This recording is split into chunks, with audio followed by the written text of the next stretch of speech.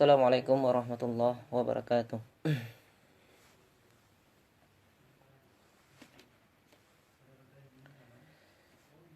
Alhamdulillahi rabbil alamin. Wassalatu wassalamu ala asyrafil anbiya'i wal mursalin sayyidina Muhammadin wa ala alihi wa sahbihi ajma'in. Allahumma salli ala sayyidina Muhammad wa ala alihi wa sahbihi wa sallim. نوينا التعلم والتعليم والتذكر والتذكير والنفع والانتفاع والإفادة والاستفادة والحث على التمسك بكتاب الله تعالى وسنة رسول الله صلى الله عليه وسلم والدعاء إلى الهدى ودلالة على الخير ابتغاء وجه الله ومرضاته وقربه سبحانه وتعالى. اللهم ألهمنا علما نفقه به أوامرك ونواهيك وارزقنا فهما نعرف به كيف نناجيك يا أرحم الراحمين. اللهم ارزقنا فهم النبيين وحفظ المرسلين وإلهام الملائكة المقربين برحمتك يا أرحم الراحمين. اللهم أغننا بالعلم وزينا بالحلم وأكرمنا بالتقوى وجملنا بالعافية يا أرحم الراحمين. Allah ftah alaina futuhal arifin amma ba'd. Selamat datang kepada jamaah semuanya dalam lanjutan kajian kita, kajian fikih Muqaddimah Hadramiyah. Alhamdulillah sekarang udah pertemuan ke-12, udah sampai masuk 3 bulan sekarang. Alhamdulillah Allah masih ngasih rahmatnya sehingga kita masih istiqomah dalam mengaji kitab fikih ini. Sekarang udah lewat 3 bulan.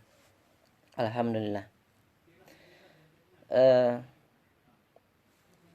Oke, mungkin tidak akan banyak kata-kata mukadimah, langsung saja. Sekarang kita udah masuk ke pasal yang baru. Pasal baru yaitunya tentang wudhu. Nah, ini inti sebenarnya taharah inilah wudhu. Karena yang keseharian kita 5 waktu dari bangun tidur sampai tidur kita mengerjakan perintah Allah itu wajib salat 5 waktu. Itu tidak lepas dengan wudhu. Nah gitu. Yang mana sih dalam Miftahul Jannah as-shalah wa miftahus shalah at-tuhur. Jadi kunci untuk masuk surga itu adalah salat. Yang pertama di situ adalah salat. Dan yang salat itu kunci untuk salat yaitu adalah bersuci. Ya, sebagaimanapun kita rajin salat, tapi kalau cara kita bersuci, cara kita taharah tidak benar, itu artinya lagwun, kosong, percuma saja gitu. Kita beramal tapi tidak ada ilmu. Oke. Berarti permasalahan air udah habis dari masalah taharah sama masalah bersuci. Sekarang kita masuk ke maqasid taharah. Jadi tujuan dari taharah, tujuan dari kita bersuci itu ada 4 maqasid. Jadi maqasid itu maksudnya tujuan. Untuk apa kita mempelajari air, mengetahui air ini berubah atau tidak, mustakmal gitu, najis. Tujuannya ada maqasid. Jadi maqasid taharah itu ada 4. Yang pertama ada untuk wudhu, Yang kedua untuk tayamum. Yang ketiga untuk menghilangkan hadas, menghilangkan najis. Yang keempat untuk mandi wajib. Misal wudhu itu tidak terlepas dari kalau wudhu itu tidak terlepas dari air. Dan selanjutnya yaitu adalah mandi. Mandi itu juga tidak terlepas dari air. Dan juga menghilangkan najis itu tidak juga terlepas dari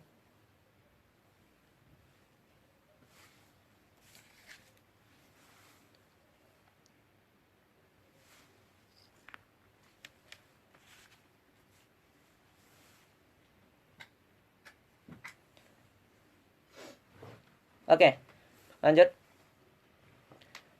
Mungkin sebelum masuk kita ke bab baru, ke pasal baru, bab wudhu, mungkin lebih bagusnya ya kita ulanglah dari awal sebentar, mungkin 10 menit lah, berapa menit. Kita ulang dari taharah sebentar, itu kesimpulan atau poin-poin besar aja.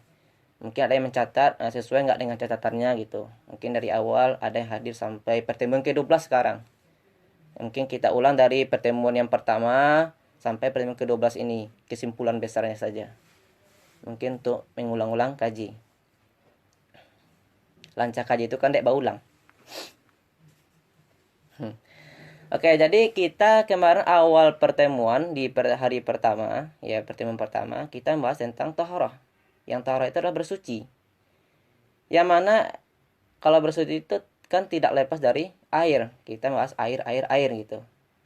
Tidak terlepas dari air. Jadi air, macam-macam air atau pembagian air yang boleh kita menghilangkan hadas atau najis, itu ada 7. Yang pertama boleh dengan air langit atau air hujan. Yang kedua air laut, air sungai, air sumur, air mata air salju, dan air embun. Jadi ketujuh air ini boleh kita untuk menghilangkan hadas, ya seperti berwudu atau untuk menghilangkan najis. Maka boleh dengan air yang 7 ini. Oke. Jadi itu di pembagian air, macam-macam air. Kemudian sekarang pembagian air dari segi hukumnya. Ya karena ada air ini hukumnya kita pakai haram. Ada makanya makruh. Ada yang boleh gitu. Jadi yang pertama, ada air itu suci mensucikan, tapi tidak makruh kita makainya. Nah, itu namakan dengan air mutlak. Suci dan mensucikan. Air itu suci, mensucikan, bisa menghilangkan hadas, dan tidak makruh kita memakainya. Maka itu namanya air mutlak. Gitu. Yang kedua adalah suci, mensucikan, bisa mensucikan air tersebut, bisa menghilangkan hadas, tapi kita menggunakannya makruh. Gitu. Kita menggunakannya makruh. Yang ketiga, ada air itu suci tapi tidak mensucikan. Ini ada 2 poin. Poin yang pertama adalah air itu mustakmal. Dia itu suci tapi tidak bisa mensucikan. Maksud tidak bisa mensucikan sini adalah tidak bisa kita pakai untuk menghilangkan hadas dan untuk menghilangkan najis. Oke. Dan yang kedua adalah air al-mutaghayyir, air yang berubah gitu. Air yang berubah, maka kita tidak bisa menghilangkan hadas atau najis. Yang keempat yaitu air najis. Oke. Dari sekian banyak air, ada namanya air mutlak, ada air yang makruh dipakai, ada air itu yang mustakmal, ada air mutaghayyir atau yang berubah, dan ada air itu najis.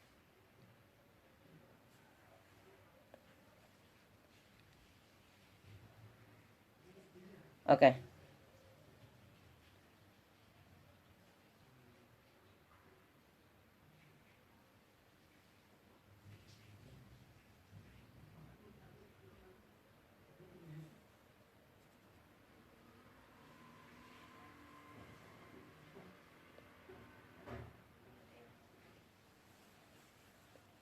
Oke. Ya, dari sekian banyaknya air tadi dari segi hukumnya, ada hukumnya yang mutlak. Kalau mutlak, itulah air yang boleh kita untuk bersuci. Jadi selain itu tidak boleh. Misal air mustakmal, air mutaghayyir, air najis. Maka yang semua itu kita tidak sah kalau kita gunakan untuk menghilangkan hadas atau menghilangkan najis. Oke, kita rincikan satu-satu. Air mutlak. Yang air mutlak yang kita katakan kemarin itu adalah al-ma'u bila qaidin lazim. Air itu tidak ada punya kait. Misalnya yang kita contoh kemarin air susu. Kalau air susu itu ada kait susunya. Air teh ada kaitnya adalah tehnya. Jadi air sama teh itu tidak bisa dipisahkan. Itu nama yang dimaksud dengan kait lazim. Kait yang wajib gitu. Air teh gitu. Jadi tidak bisa dipisahkan teh sama air. Mungkin ada orang mengatakan, ini air apa gitu. Ini apakah kita bisa mengatakan itu air? Air saja gitu, air. Tidak, pasti kita sebutkan tehnya, air teh atau air susu. Itu dikatakan dengan air mutlak atau al-ma'u bila qaidin lazim. Jadi yang air mutlak itu yang tidak ada kaitnya itu. Gitu.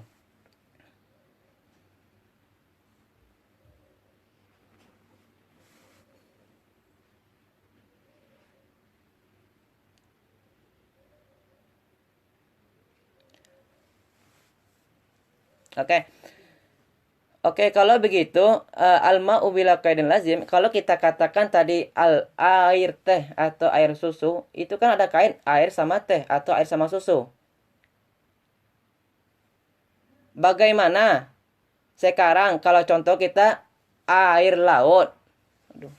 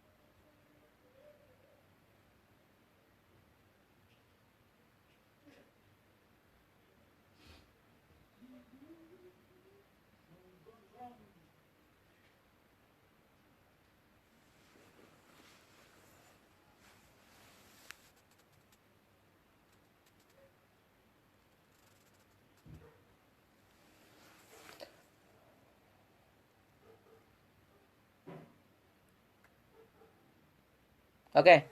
Yang kedua itu tadi nama air mutlak, yaitu air yang tidak ada kait lazim, yaitu tidak ada kaitnya yang mewajibkan, seperti kita contohkan tadi. Yang kedua adalah air mutaghayyir. Air itu bisa kita katakan air itu mutaghayyir, air itu berubah, ada 4 syarat. Syarat yang pertama adalah kalau memenuhi 4 syarat ini baru kita katakan air itu mutaghayyir atau air itu berubah. Yang pertama adalah suci tidak mensucikan. Nah, kita ambil sini contoh adalah air teh. Air teh misalnya contoh sini. Jadi air teh itu suci, bisa kita minum, bukan najis. Oke. Yang kedua tidak mensucikan. Air teh itu tidak mensucikan. Dia itu tidak bisa menghilangkan hadas. Itu. Jadi air teh masuk yang syarat yang pertama itu suci tidak mensucikan. Yang kedua adalah fahish. Perubahan di air teh itu banyak. Fahish artinya banyak.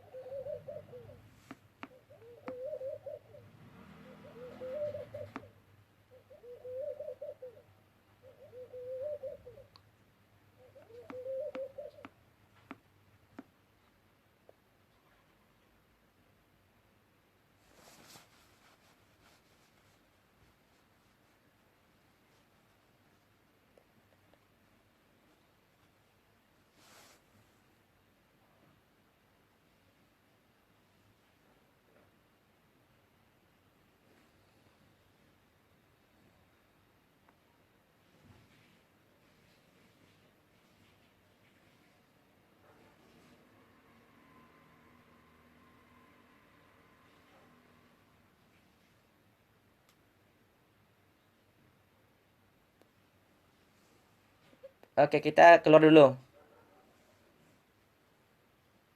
Oke, oke.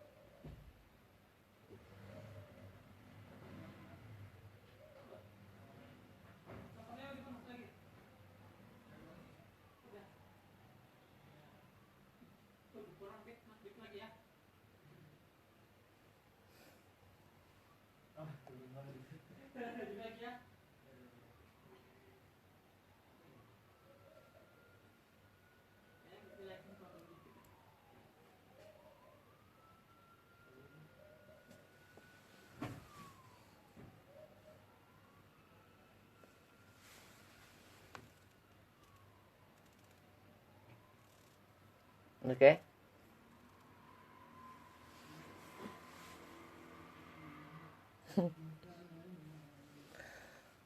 Kita lanjut, Bang.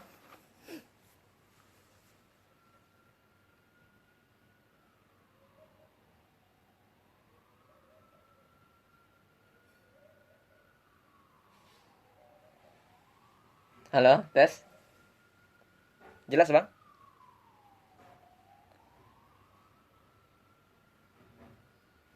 Oke. Berarti udah jalan ya, Bang? Oke, sip.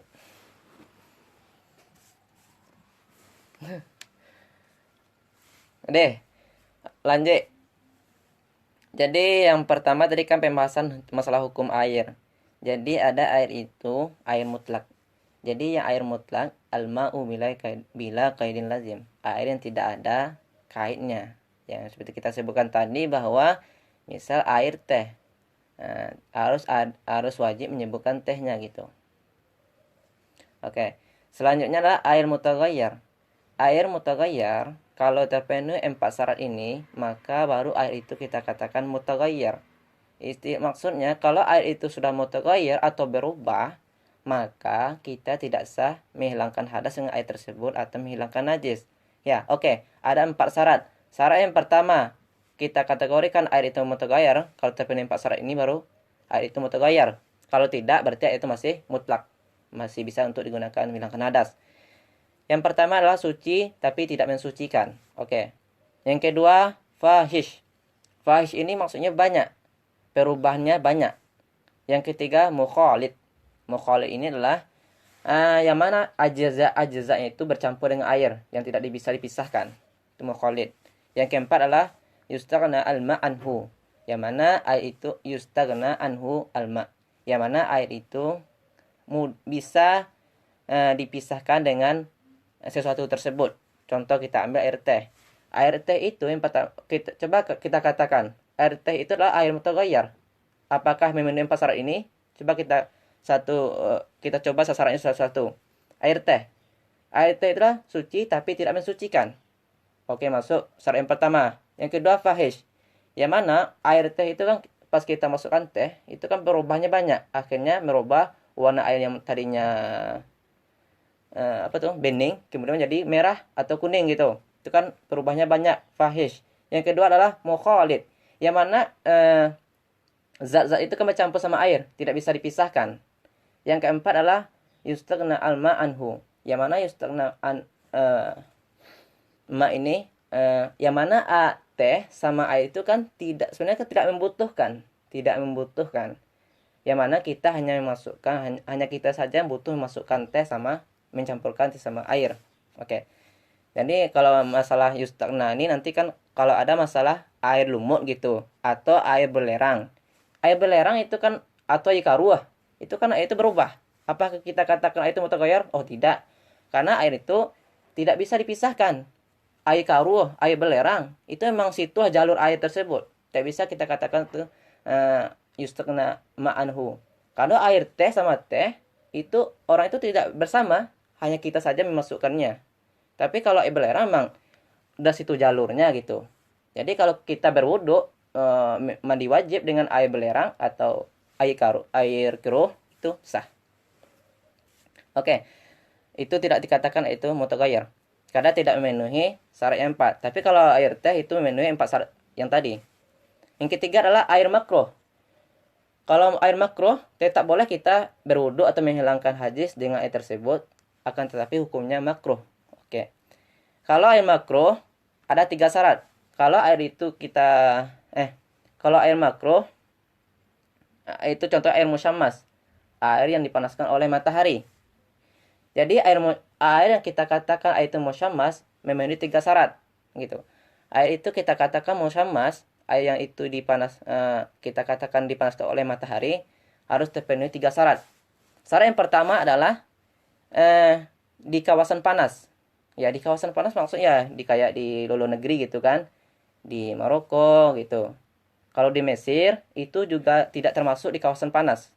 Karena di Mesir tuh panasnya masih belum dikatakan di kawasan panas. Oke. Ya kayak musim panas ya, di kawasan panas lah, misalnya di Maroko atau di mana lah gitu. Yang kedua, terjadinya itu di musim panas. Dan yang ketiga, fi ina imun tabi', yang mana air itu terletak di apa tuh? Di bejana besi gitu. Bejana besi. Jadi muntabi' itu adalah di bejana-bejana yang ya besi atau baja gitu. Kalau di sinar matahari itu air itu akan mengeluarkan kayak zat-zat apakah tuh, karet apa tuh, kuning-kuning gitu. Itu kalau kita pakai wudhu itu, yang mana yang kuning-kuningnya itu akan akan ada mudaratnya ke kulit kita. Itu. Kalau terpenuhi 3 syarat, maka baru kita katakan itu musyammas gitu.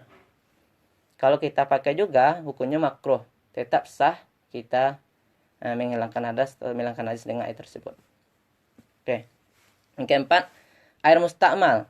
Air mustakmal ini ada 4 kriteria.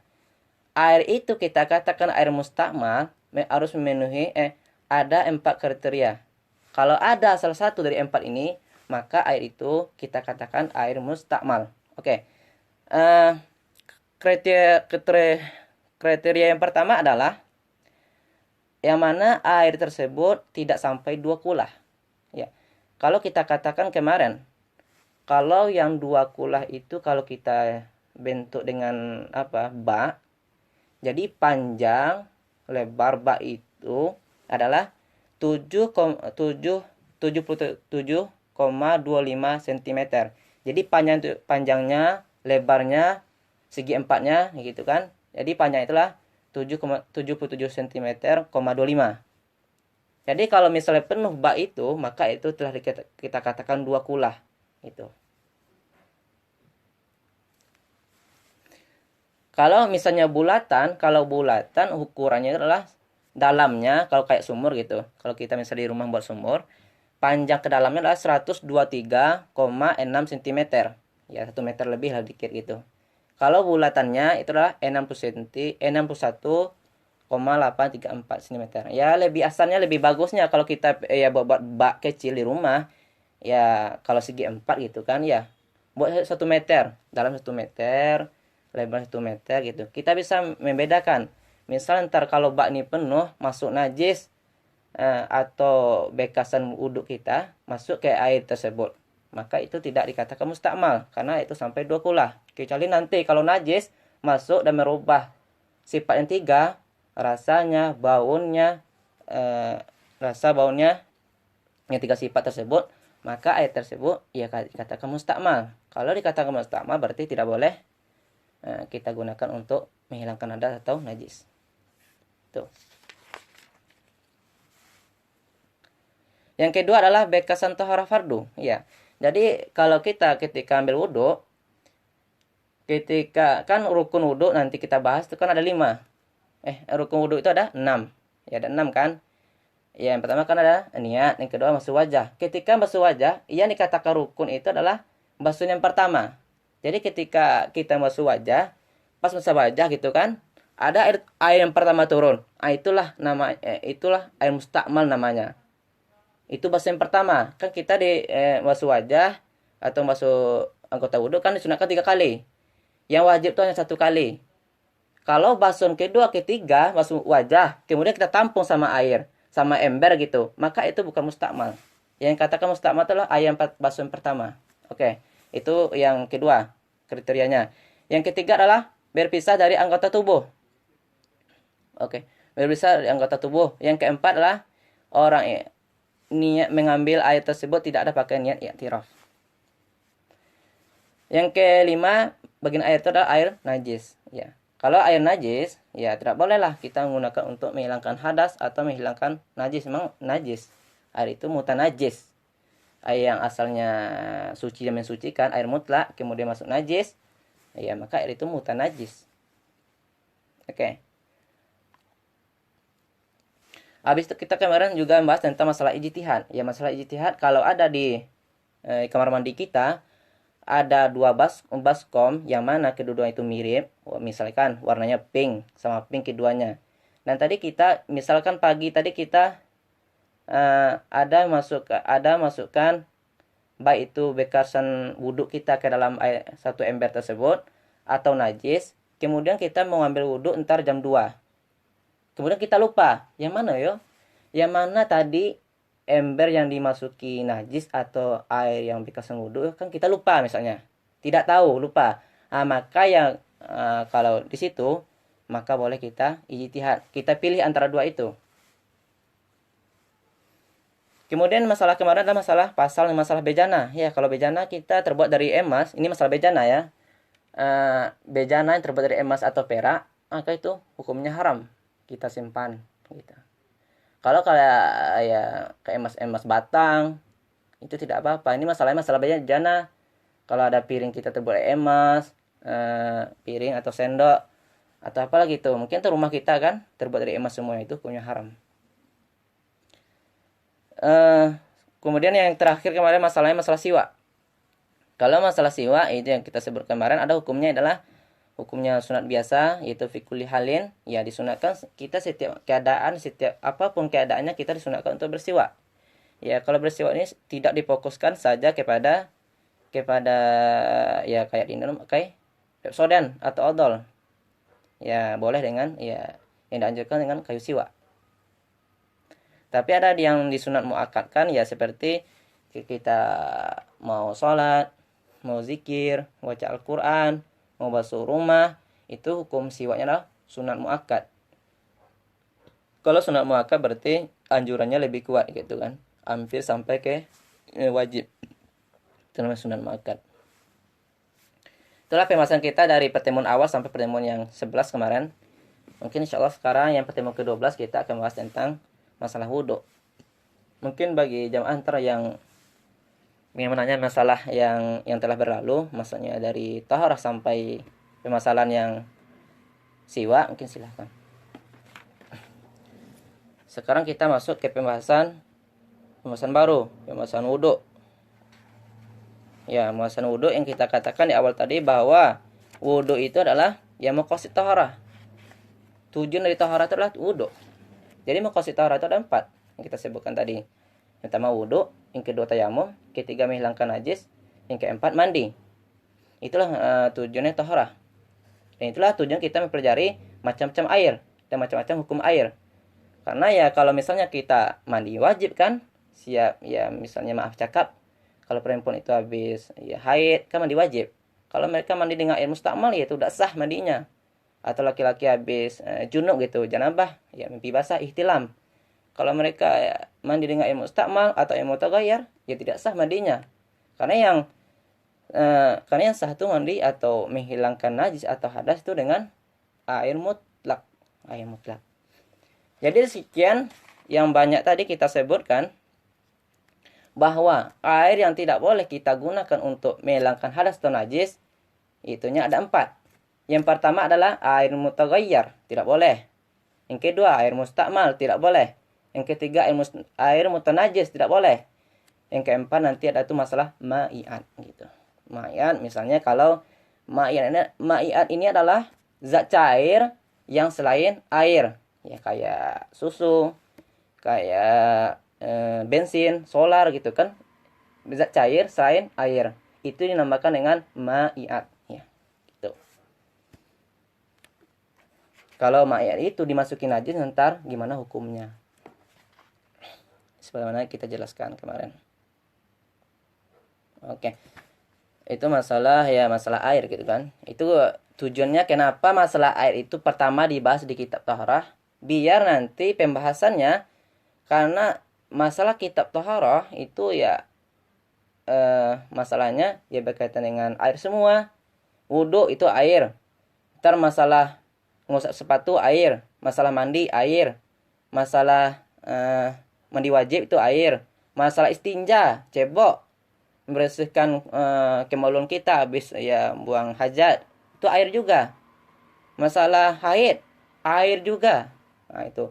Jadi masalah kita taharah, pembahasan terakhirnya adalah masalah perempuan, masalah haid gitu. Itu semuanya berkaitan dengan air semuanya. Karena itulah ulama itu membuat masalah air yang pertama. Karena masalah air itu agak ditekankan, agak ya penjelasan ya agak apa itu dijelaskan sekali gitu, karena yang ke depannya itu semuanya berkaitan dengan air. Contohnya sekarang masalah wudhu, itu semuanya masalah air. Oke. Kalau masalah wudhu,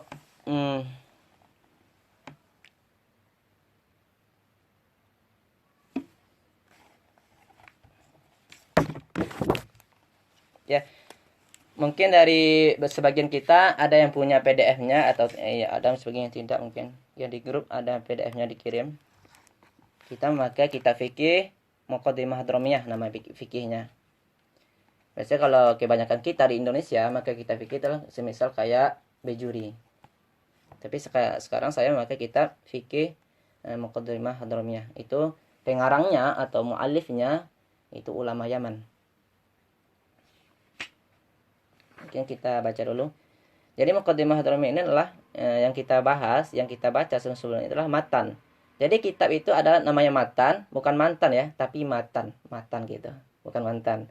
Jadi ada di kitab itu ada matan, ya matan itu kayak pembahasan secara global gitu. Itu namanya ya mungkin apalah istilah bahasa kerennya gitu, bahasa Indonesianya. Ya kalau bahasa Arabnya itu matan, bukan mantan tapi matan. Yang kedua ada namanya syarah. Syarah itu maksudnya adalah penjelasan dari matan tersebut. Ya, kemudian di syarah itu ada tingkat yang ketiga namanya hasiyah. Kalau hasiyah itu adalah penjelasan dari syarah tersebut. Jadi syarah itu juga dijelaskan, itu nama hasiyah. Kalau sekarang kita baca itu matan, yang pertama sekali. Nanti kalau tidak ada di PDF itu pembahasan kita yang kita baca, berarti saya mengambilnya di syarahnya atau di kitab-kitab yang lain. Jadi saya gabungkan gitu. Itu masalah kitab. Oke, kalau yang saya baca sekarang itu Muqaddimah Hadramiyah. Matannya namanya Muqaddimah Hadramiyah matannya. Karena kalau syarahnya itu namanya Busra Karim. Oke. Tidak penting sekali. Kita baca dulu ya matannya ya. Matannya. Bismillahirrahmanirrahim. Qala al-musannifu rahimallahu ta'ala nafa'anallahu bihi wa bi'ulumihi wa masyayikhi fid dharaini amin. Oke. Bismillahirrahmanirrahim. Faslun wa furudul wudu'i sittatun. Jadi fardu wudu ada 6. Al-awwalu, yang pertama fardu wudu adalah niyatu raf'il hadathi awit taharati lis-shalah aw nahwi dzalik inda ghuslil wajah. Adalah yang pertama itu niat menghilangkan hadas atau niat at-taharah suci untuk sholat atau seumpama demikian ketika membasuh wajah. Jadi kalau niat ketika wudhu itu mulainya adalah ketika membasuh wajah, karena yang masalah cuci tangan masuk kedua telapak tangan, berkumur-kumur, masukkan air ke hidung itu hukumnya sunat. Oke. Jadi dalam wudhu itu adalah mustamil alal arkan wal mandubat. Jadi di masalah wudhu ada di situ masalahnya ada yang rukun, ada yang sunat. Nah, jadi bisa kita bedakan mana yang rukun, mana yang wajib. Oke. Pembahasan yang pertama. Jadi dalam masalah wudhu ada berapa permasalahan.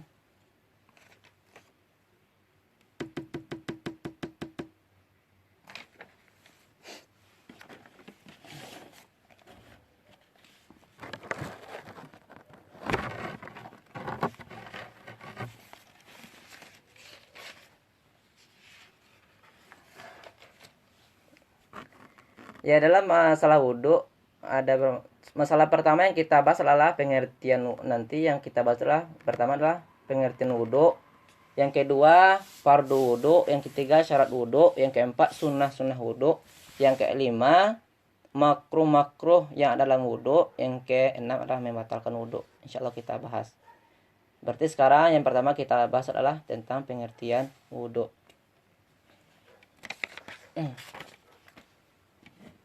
Kalau pengertian wudhu, inilah. Kok inti kajian gini kan, berarti Wudu, wudu. Selama kan kita tahu wudu kan. Yang wudu itu sebenarnya apa sih gitu.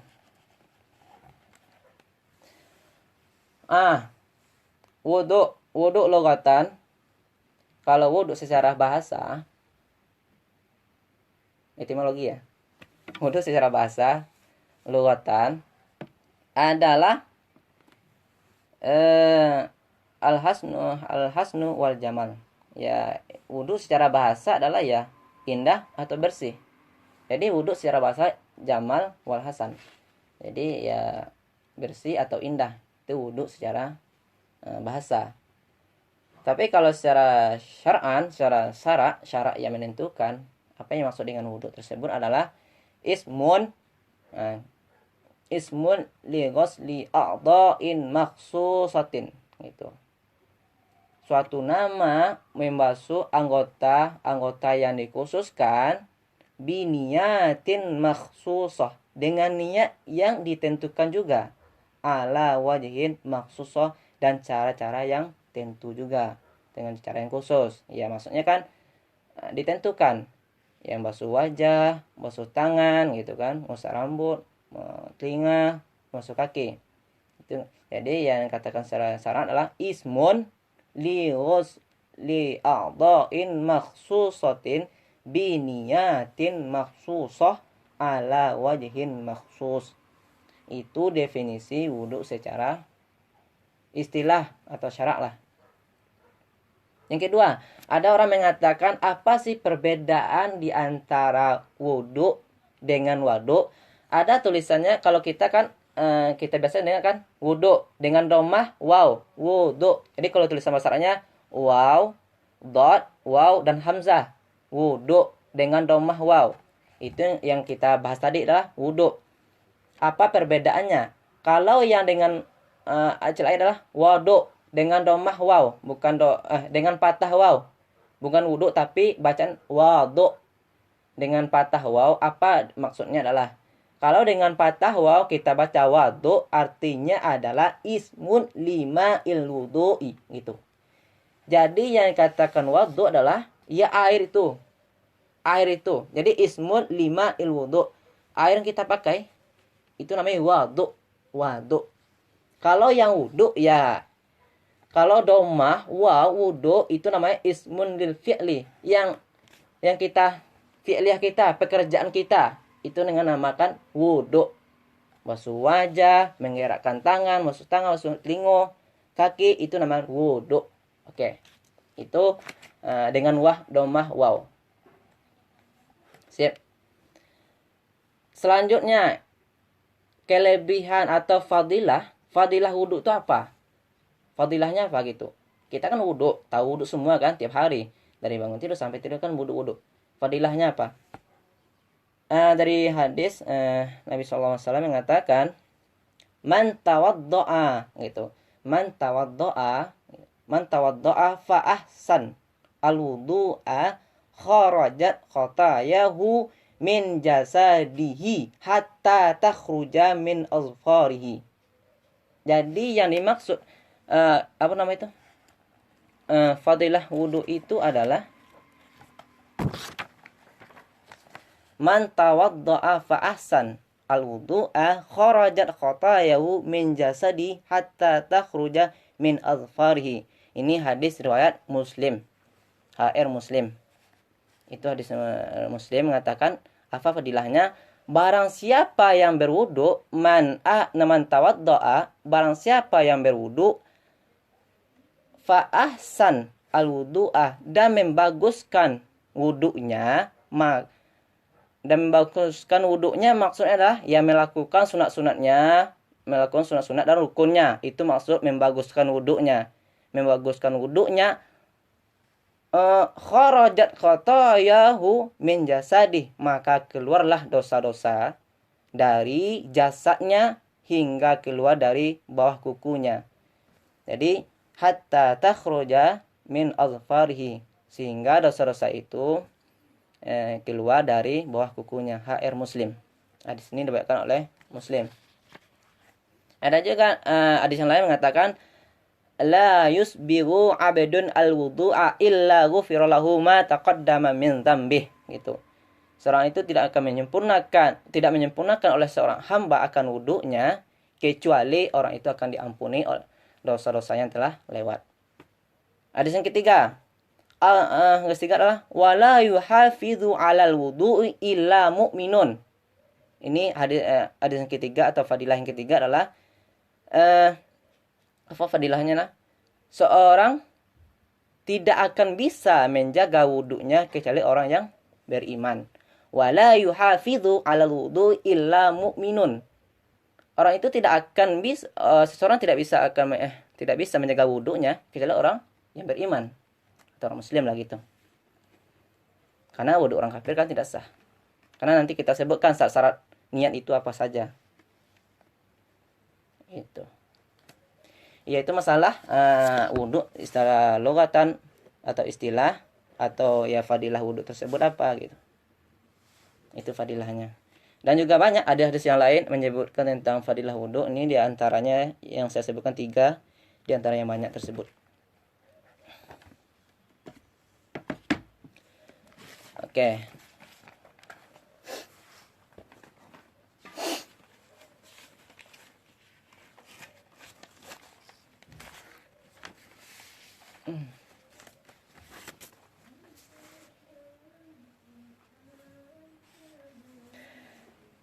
Jadi kita jelaskan tadi masalah definisi fadilahnya. Sekarang masalah kayak yang intinya kayak wudu itu. Jadi kan rukun wudu yang kita sebutkan di kitab wa furudul wudu'i sittatun. Fardu wudu itu ada 6 gitu kan. Yang mana di wudu tersebut mustamil al arkan wa mandub. Yang mana di wudu itu nanti ada yang sunat-sunat dan ada yang arkan-arkan atau yang rukun-rukun gitu. Kita tahu selama ini wudu itu adalah wajib. Landasan kita berwudu sebagaimana landasannya Al-Qur'an adalah surah Al-Maidah ayat 6. Mungkin kita semua udah hafal kan? Ya apa ya? Ya ayyuhalladzina amanu idza qumtum ila shalah faghsilu wujuhakum, basuh wajah, wa aydiyakum ilal marafiq, dan basuh tangan sampai siku, wamsahu biru'usikum, dan ya usap rambut, wa arjulakum ilal ka'bain, membasuh kedua kaki sampai ke tumit. Oke. Di sini ada masalah. Di dalam ayat Al-Qur'an, dalam firman Allah ini kan disebutkan rukun wudu itu kan ada 4. Padahal kita mengatakan bahwa fardu wudu itu ada 6. Jadi yang 2 lagi dari mana datangnya gitu. Dalam Al-Qur'an yang disebutkan ada 4. Pertama wajah, yang kedua tangan, yang ketiga adalah membasuh sebagai rambut, yang keempat adalah basuh kaki. Kan itu kan dalam ayat Al-Qur'an. Tapi kita sebutkan mungkin ya waktu kita di SD atau di mana belajar rukun wudu kan ada 6. Ada niat sama tertib tambahannya. Jadi niat sama tertib ini dari mana datangnya gitu. Itu kan. Dalam Al-Qur'an hanya ada 4. Tapi yang 2 niat sama tertib ini dari mana datangnya? Mungkin bisa juga ada orang bertanya gitu kan, Ustaz, kan Al-Qur'an tentang wudu itu kan ada hanya sampai rukun ya Ustaz gitu. Baca ya ayyuhalladzina kuntum salah. Karena 4. Jadi masalah niat dengan tertib itu dari mana datangnya gitu. Oke kan? Oke. Jadi yang 2 masalah niat dan tertib itu datang dengan bisunnah, dengan ya sunnah Nabi atau hadis atau kesepakatan ulama. Jadi ada tertib, ada niat, itu adalah kesepakatan para ulama. Ketetapan para ulama yang menetapkan. Oke, kalau kita tambahkan, yang kita tambah berarti yang ditambah oleh para ulama adalah niat sama tertib. Iya kan? Yang ditambah oleh para ulama adalah niat dan tertib. Niat. Jadi kalau niat, apa dalil niatnya gitu? Kan kalau biasa para ulama ngomong itu kan ada dalil. Kalau niat Apa dalilnya adalah ya sebagaimana kita semuanya udah hafal hadis arba'in gitu kan, hadis yang pertama, innamal a'malu bin niat, hadisnya ya dari Umar itu. Hadis yang pertama kan inilah niat itu dalilnya lah innamal a'malu bin niat gitu. Amal itu adalah harus ada niat. Itu dalilnya. Yang kedua adalah tambahan kedua adalah tertib. Kalau tertib dalilnya apa gitu? Dalilnya adalah ibda'u bima bada Allahu bih. Ibda'u bima bada Allahu bih. Itu dalilnya. Yang kedua adalah dalil yang kedua tentang tertib adalah inna Nabi sallallahu alaihi wasallam lam yatawadda illa murattaban. Inna Nabi sallallahu alaihi wasallam lam yatawadda illa murattaban. Bahwa Nabi sallallahu alaihi wasallam itu beliau tidak akan berwudu kecuali dengan secara tertib. Ya, tertib. Oke.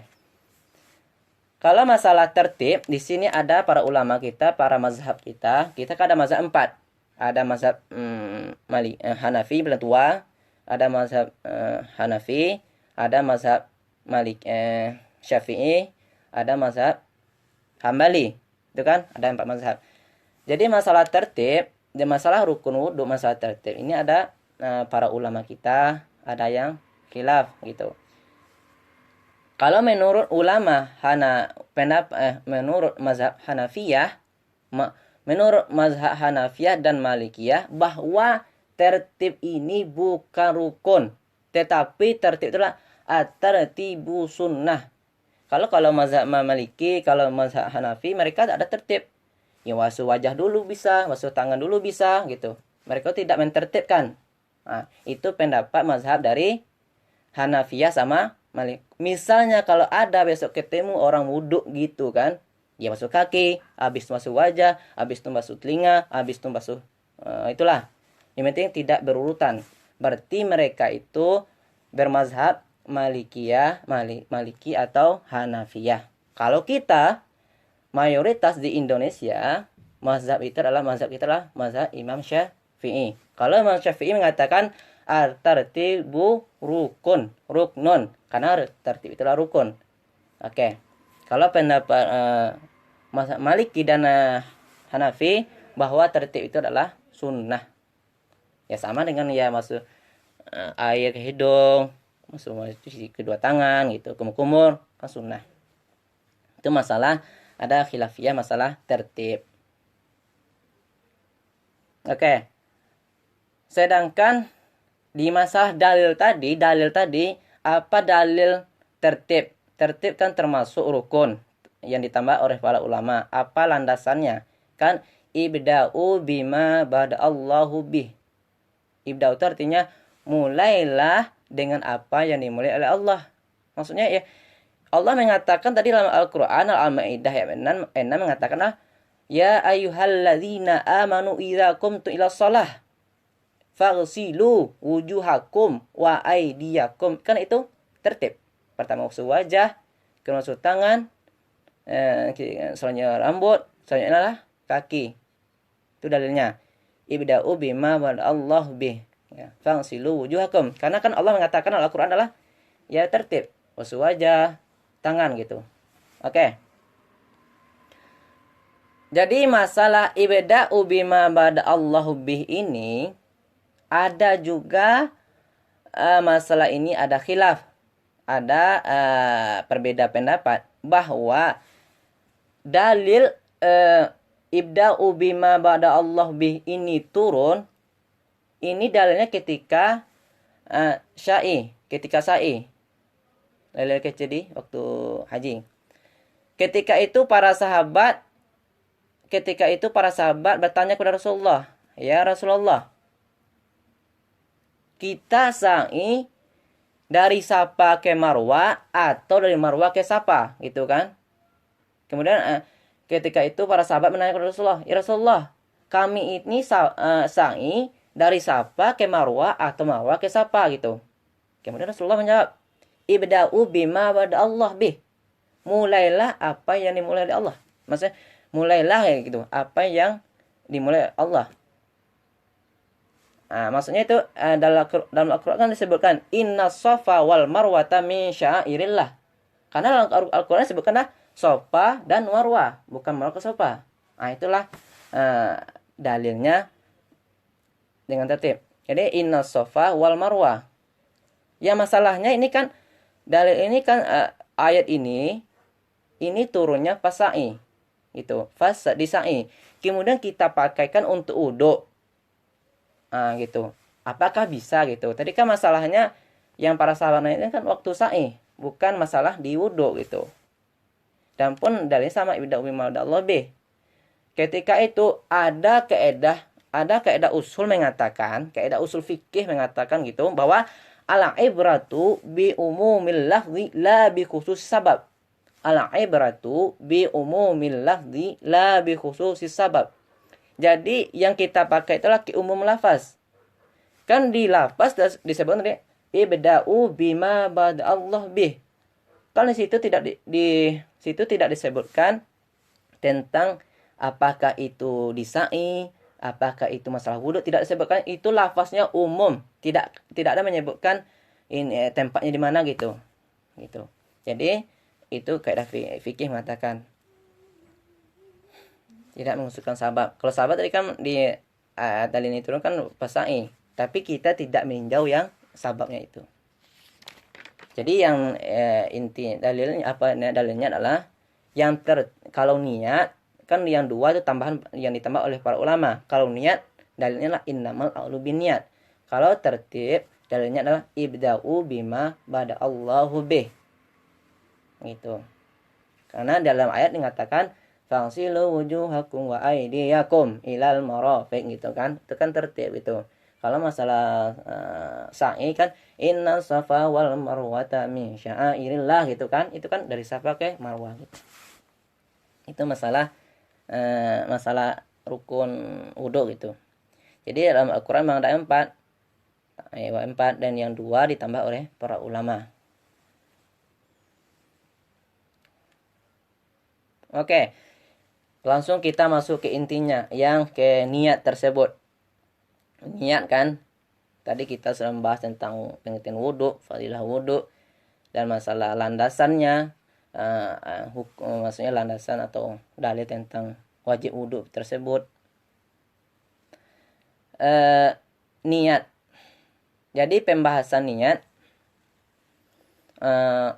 ulama membahasnya ada 7 pembahasan niat. Jadi dalam niat ini saja, dalam niat satu niat ada 7 pembahasan. Ada 7 pembahasan, ya. Ya, di mana yang disebutkan dalam apa teman? Dalam bait Qawaidul Fiqh ya namanya. Di situ disebutkan bahwa yang niat itu nanti ada tercakup yang 7 nih. Dalam bait dikatakan haqiqatun hukmun mahallun wa zaman kaifiyatun syaratun maksudun hasan.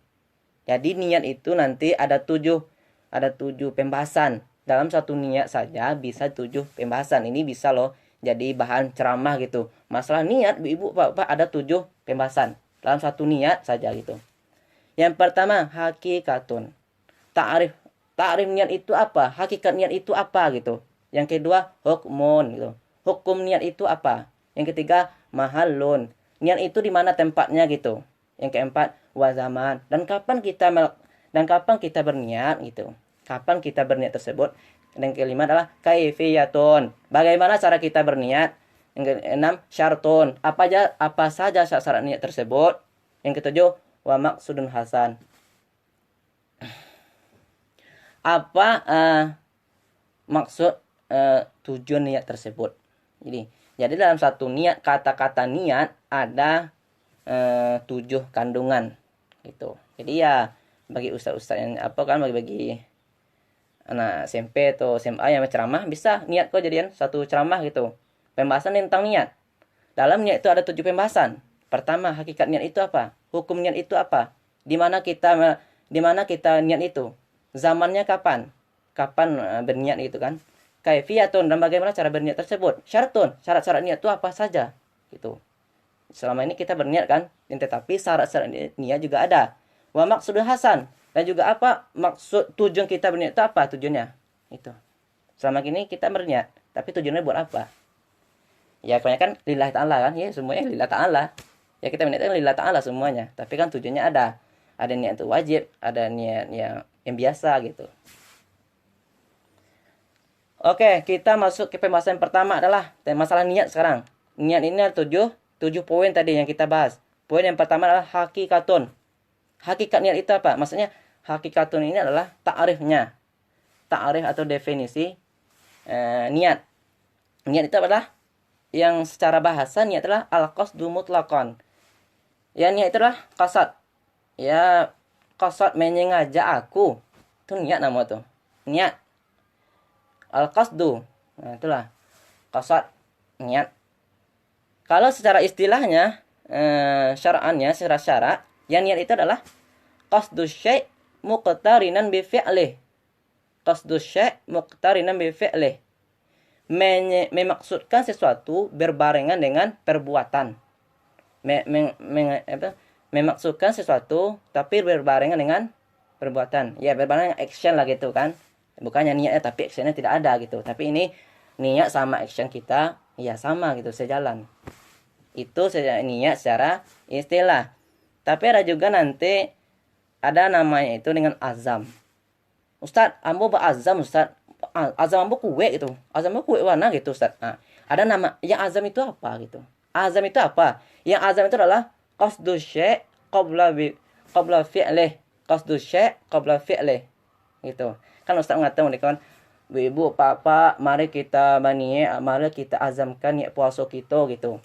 Itu mau azam. Karena yang azam itu memaksudkan sesuatu tapi tidak berbarengan. Memaksudkan sesuatu sebelum memperbuat. Seperti puasa. Kan? Kalau puasa kan tidak berbareng niat. Malamnya kita berniat dan puasanya kita mulai habis subuh sampai terbenam matahari. Berarti itu azam kita. Berarti azam kita dari malam, dari terbenam matahari sampai ke subuh fajar. Nah, situ kita berazam niat puasa. Jadi niat puasa itu bukan berbareng sama fi'lih, bukan berbareng dengan perbuatan kita. Tapi yang niat puasa adalah itu sebelum kita memperbuat. Gitu. Karena puasa kita kan mulai habis subuh. Dan niatnya malam. Kalau orang berpuasa dan niatnya siang, nih puasa Ramadan, puasa wajib. Kalau niatnya siang, maka puasanya tidak sah.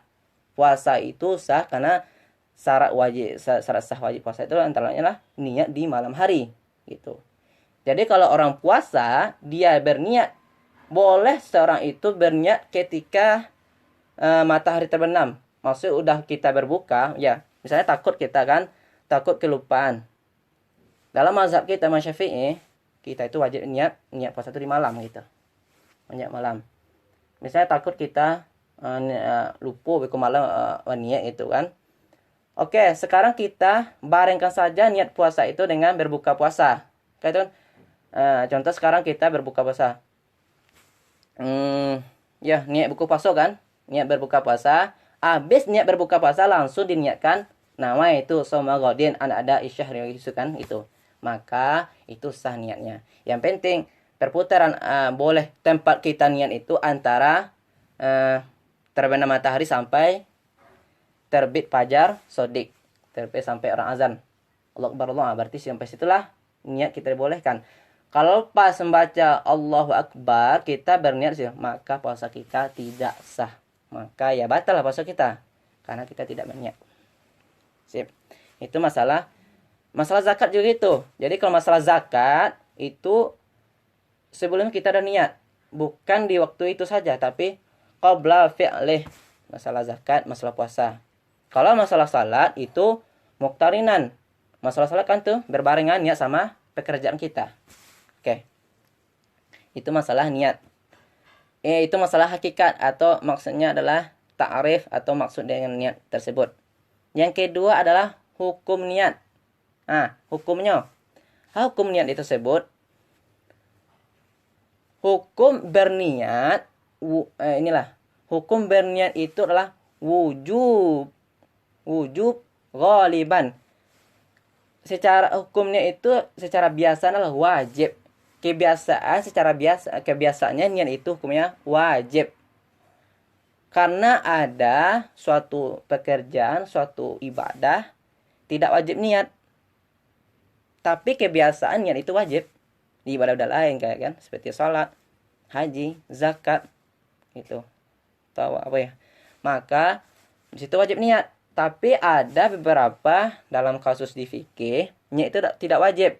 Misalnya, ketika kita mau memandikan jenazah, ya kita memandikan jenazah nih. Kalau memandikan jenazah itu hukumnya wajib gitu kan? Wajib. Kan itu fardu kifayah. Ya, memandikan jenazah itu wajib. Tapi niat kita waktu memandikan jenazah itu tidak wajib. Oke. Tapi kalau memandikannya wajib dan niat memandikan jenazah itu tidak wajib. Itulah. Karena itu dikatakan wujub ghaliban. Kebiasaan niat itu hukumnya wajib. Tapi ada beberapa kondisi nanti niat itu tidak wajib. Ya seperti dengan memandikan jenazah. Ketiga, mahal. Di mana niat tersebut gitu. Mahal, tempat niat itu di mana? Mahalnya di mana gitu. Mahalun niyah al-qalb. Jadi niat itu ada di hati. Jadi mahal niat itu ada di hati gitu. Jadi niat itu di hati. Kalau ada seseorang kalau kita melafazkan niat usolli fardhu zuhri gitu, arba'ah gitu kan, itu melafazkan. Kalau melafazkan itu hukumnya hanya sunat. Yang wajib itulah di hati itu. Yustahabbu talaffuz bin niyati sirran li yusa'ida al-lisanu al-qalba. Untuk apa kita disunatkan melafazkan niat itu ya supaya hati bisa membantu lidah kita itu bisa membantu hati biar kokoh gitu. Biar lisan itu bisa membantu apa yang ada di hati. Gitu. Jadi sebenarnya mahal niat itu, tempat niat itu adalah di hati. Kalau kita lafazkan itu hukumnya sunat gitu. Misal gini, kalau ada kasusnya sekarang di hatinya misal sekarang sholat zuhur dan pun dia lafazkan misal usolli fardhu zuhri arba'a rakaatin gitu kan, makmuman gitu. Ataunya sendiri gitu, sendiri. Dan pun kalau di hatinya kini adalah maksud di hatinya sholat asar. Sengaja aku sholat asar. Padahal di lafaznya yang dilafazkan sholat zuhur.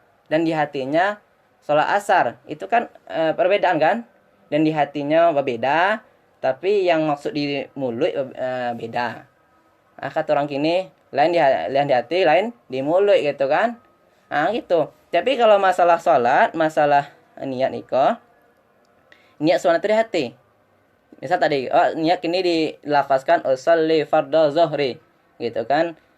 Dan pun di hati kita niatkan salat asar. Maka mana yang dipilih? Maka yang apa yang ada di hati kita. Berarti ya salat asar kita kerjakan sekarang gitu. Gitu. Yang niat di lidah, di talafuz itu hanya membantu. Ya itulah kata-kata orang kan, lain di hati, lain di mulut gitu. Tapi soalnya kan di hati. Jadi yang niat itu tampaknya di hati. Selanjutnya sampai zaman. Kapan kita itu berniat? Ya, kapan waktu kita berniat? Zamannya kapan gitu. Jadi zaman kita berniat itu adalah awalul ibadah. Di awal mulai ibadah. Ya, waktu kita mulai ibadah, situlah mulai niat. Contoh, di sholat gitu. Kalau di sholat kapan kita mulai niat? Pas kita mulai niat di sholat itu adalah mulai kita melafazkan gitu, Allah. Jadi akhir niat kita sampai di bar. Disitulah tempat kita melafazkan niat. Allah gitu kan. Biasanya kalau orang melafaz, kalau misalkan takbirnya Allah Akbar, berarti itu di mana niatnya gitu kan? Allah Akbar. Di mana letak niat gitu? Padahal niat salat itu adalah di antara lafaz Allahu sampai bar. Disitulah kita meniatkan sengaja aku salat. Tapi kalau orang Allah Akbar, itu di mana letak niatnya gitu? Gitu. Kalau pendapat awak di mazhab awak, maka salatnya tidak sah. Karena niat salat itu adalah di antara Allah. Situ lah mulai niat. Sengaja aku salat zuhur sampai ke iman lillahi ta'ala. Gitu. Gitu. Dan pun di selama salat nanti kan ada di salat itu hanya wajib 3 gitu. Salat wajibnya 3.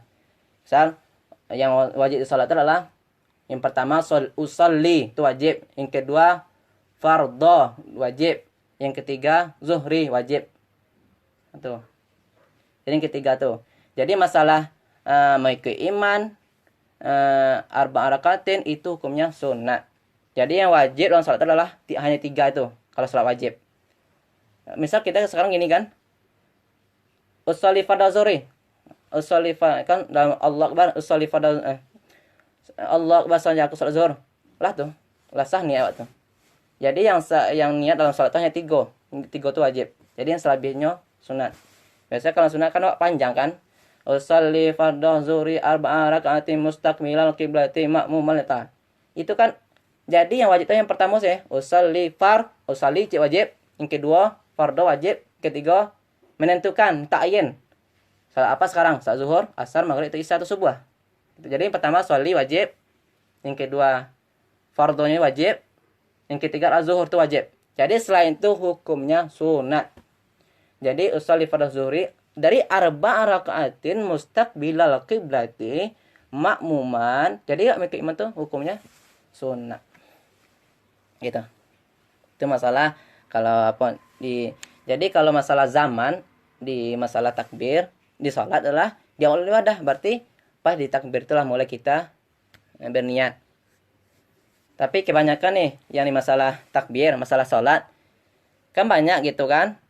Kita itu namanya was-was. Kan tahu kan? Ada yang namanya itu was-was. Was-was. Bukan cara was-was tapi was-was. Was tuh ya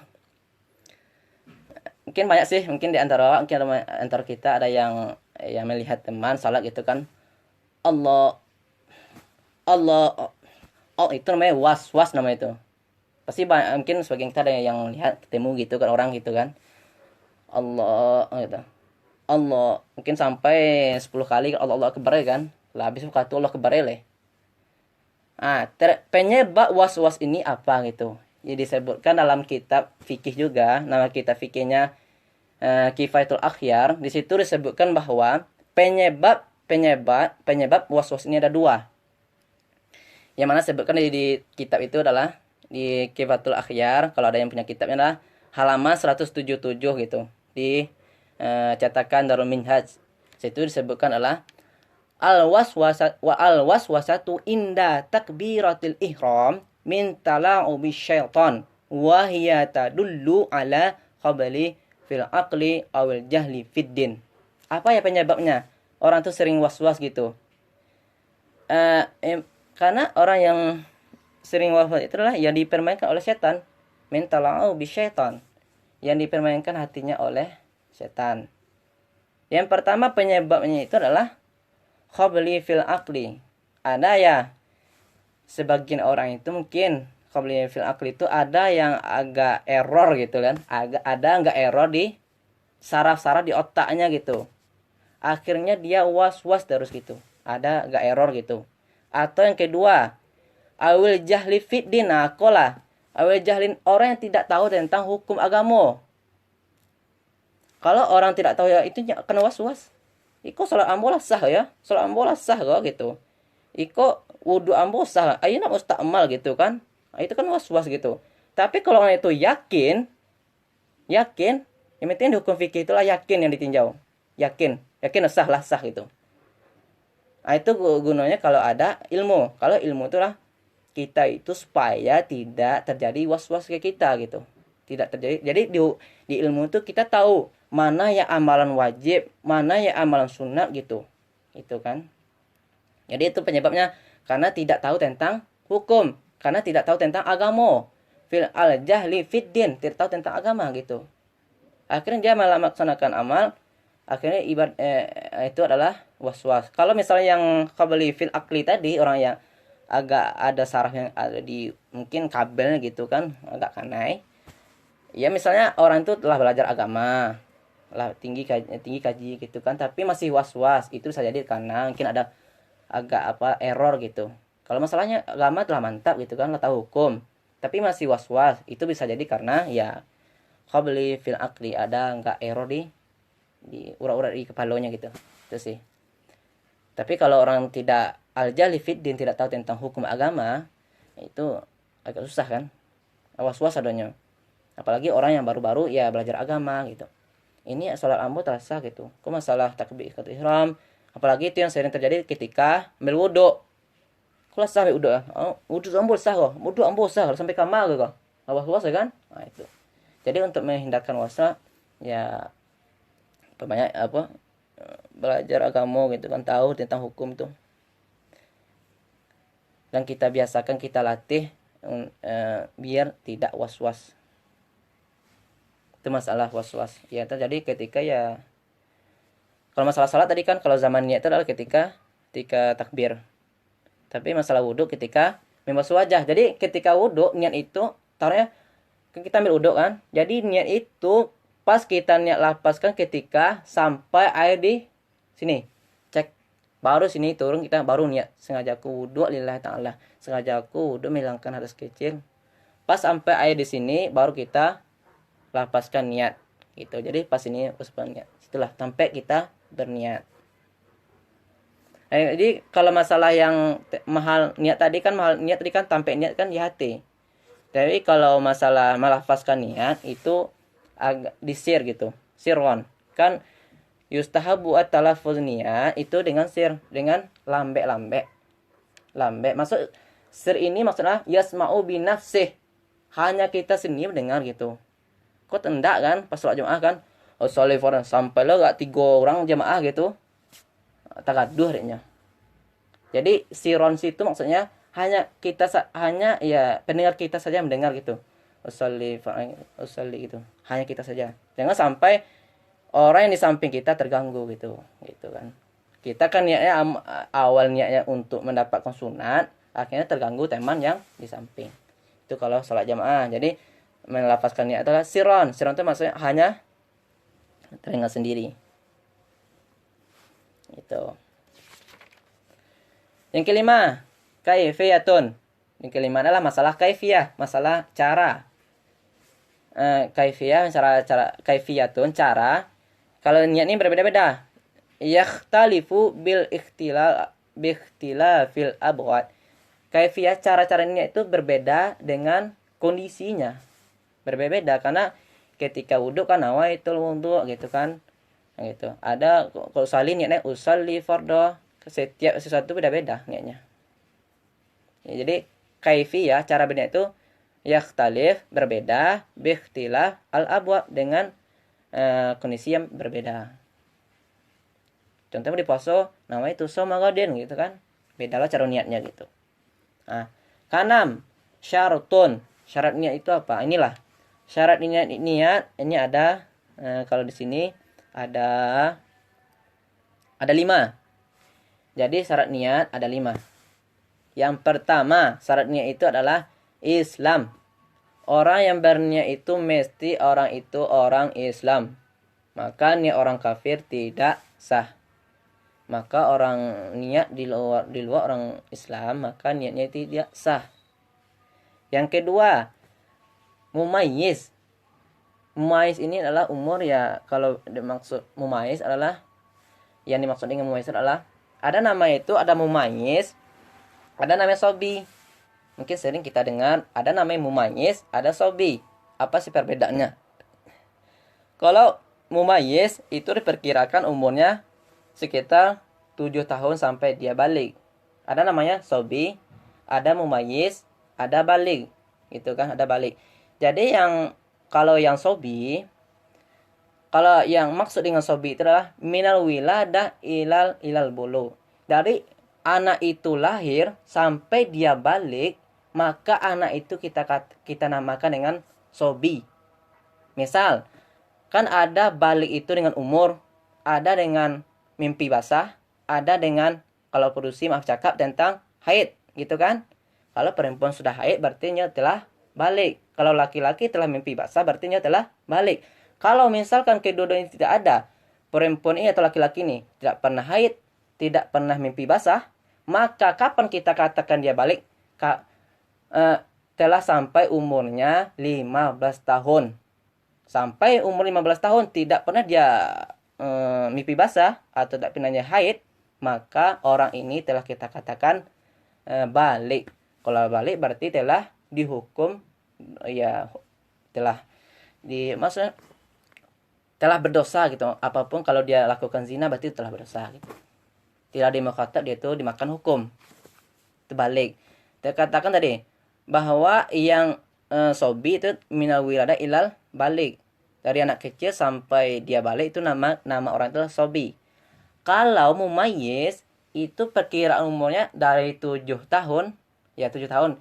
Yang maksud dengan mumayyiz adalah ayakula wahdahu wa yashrabu wahdahu wa yastanja wahdahu. Orang itu bisa makan sendiri, minum sendiri, dan cebok sendiri. Maka anak itu telah dikatakan mumayyiz. Mungkin bisa jadi kalau anak itu kan misalnya umur 4 tahun, telah bisa cebok sendiri, telah bisa makan sendiri, telah bisa, mungkin bisa dikatakan itu mumayyiz. Yang maksudnya mumayyiz adalah bisa membedakan buruk mana yang benar gitu. Itulah berakal lah gitu. Itu mumayyiz. Gitu. Jadi yang syarat niat itu adalah Islam, yang kedua mumayyiz. Jadi anak yang telah mumayyiz maka telah sah niatnya gitu. Telah niatnya. Yang ketiga, syarat niat itu adalah al-ilmu bil manwi. Yang ketiga adalah al-ilmu bil manwi, mengetahui apa yang dia niatkan. Yang ketiga itu al-ilmu bil manwi. Dia itu mengetahui apa yang dia niatkan. Itu, misalkan masalah wudhu dia tahu, oh itu hukumnya wajib ya. Masalah salat, hukumnya salat ini adalah hukumnya wajib gitu. Apabila seorang itu mengatakan idzan taqadha annahu wudu'ahu sunnatun la yasihu wudu'ahu. Sebenarnya dia meyakini bahwa wudu ini hukumnya sunat lah. Hukumnya sunat gitu. Bahwa hukum wudu ini sunat. Tapi saya melakukan juga gitu. Tapi menurut kawan, kamu ikut-ikut saya gitu. Soalnya kamu meyakini bahwa wudu kalau hukumnya sunat, tidak wajib hukumnya gitu. Maka ketika itu kalau dia berwudu tidak sah. Karena orang itu meyakini bahwa wudu itu wajib. Oh, salat itu wajib. Jadi ala ilmu bil manwi. Begitu ya salat. Salat ya? Iya salat gitu. Aku salat tuh ya salat sunat. Ambo yakinnya salat itu tidak wajib gitu. Bagi ambo salat itu sunat gitu. Maksud salat wajib ya. Salat itu hukumnya sunat, tidak wajib dong. Ya walaupun dia salat berarti niatnya tidak sah gitu. Dia harus mengetahui bahwa yang diniatkan salat dia itu pasti dia mengetahui bahwa salat itulah wajib. Al ilmu bil manwi. Dia tahu yang apa yang diniatkan tersebut, hukumnya gitu. Yang keempat, syarat niat keempat adalah al-qudratu 'alal manwi. Syarat yang keempat adalah yang dia niatkan itu sesuatu yang bisa dilakukan. Yang dia niatkan itu sesuatu yang bisa dilakukan. Adapun sesuatu yang tidak bisa dilakukan, maka itu ya tidak sah niatnya.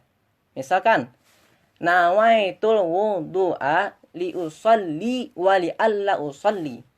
Artinya saya berniat wudu untuk salat dan tidak untuk salat.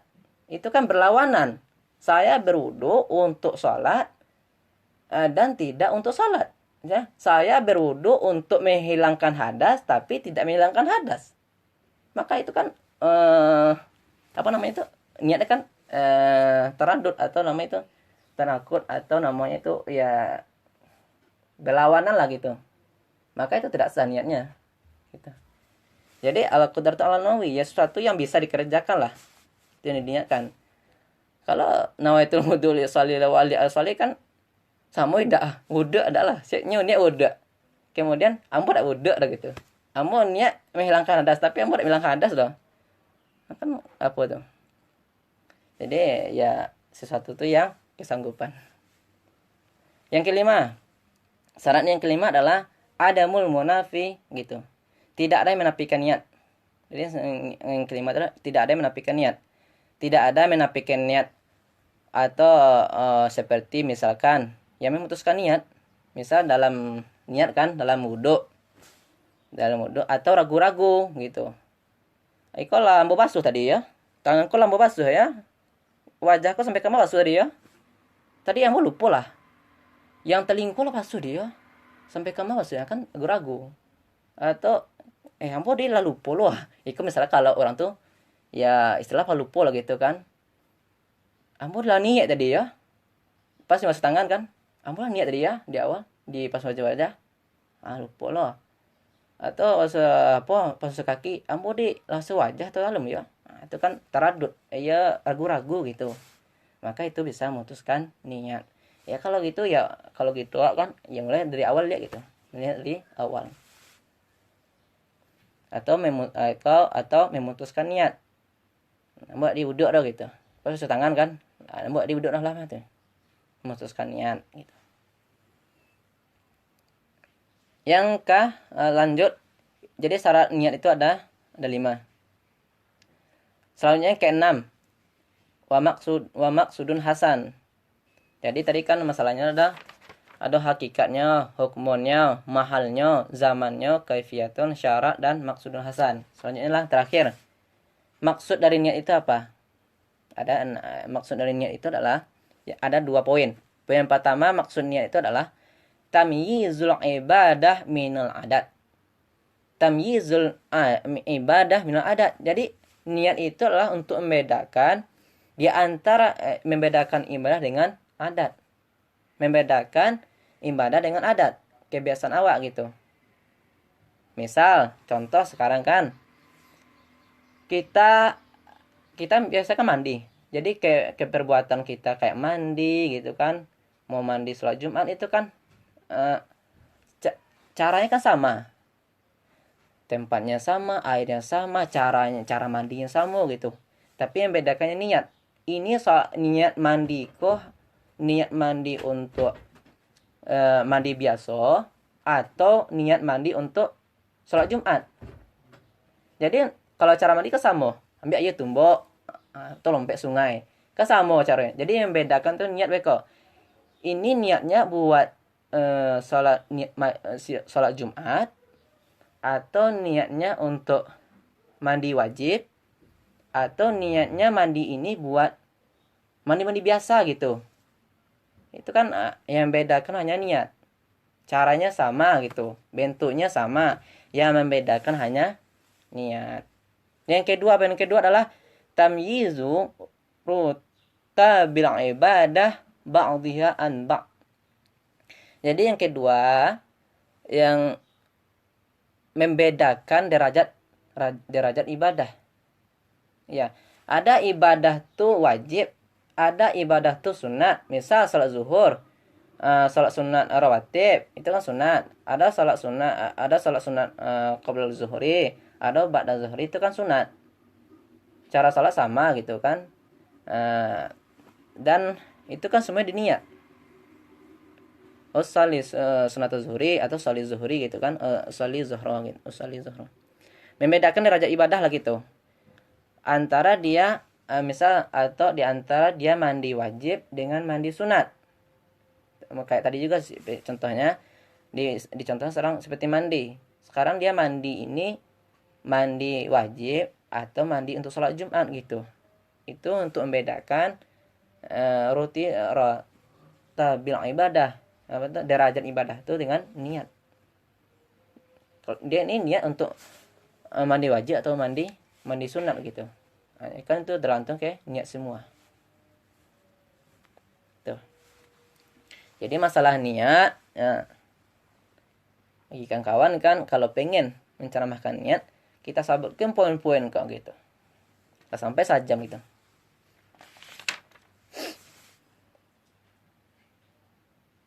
Gitu itu masalah niat. Ini sebenarnya sih belum masuk ke intinya sih, masih niat-niat gitu. Dilanjut Bang. Atau ada yang bertanya?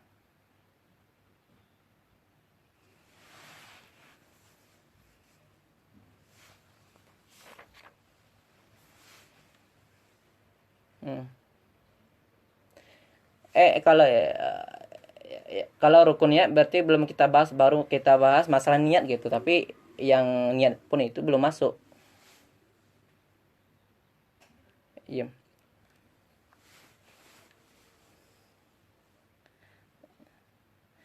Ada 6 ya? 6 ya? 6. 7 ya? Oh, 7 ya. Oke.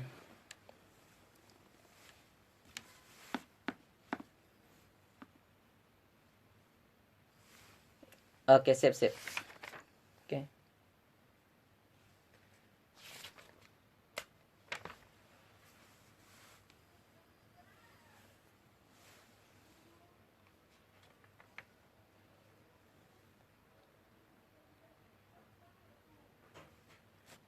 Hmm.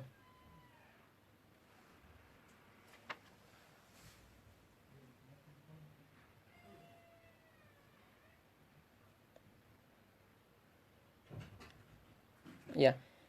Jadi masalah yang rukun itu bukan membasuh, tapi hanya mengusap. Itu ntar kita jelaskan lagi. Karena berbeda sama membasuh sama mengusap gitu.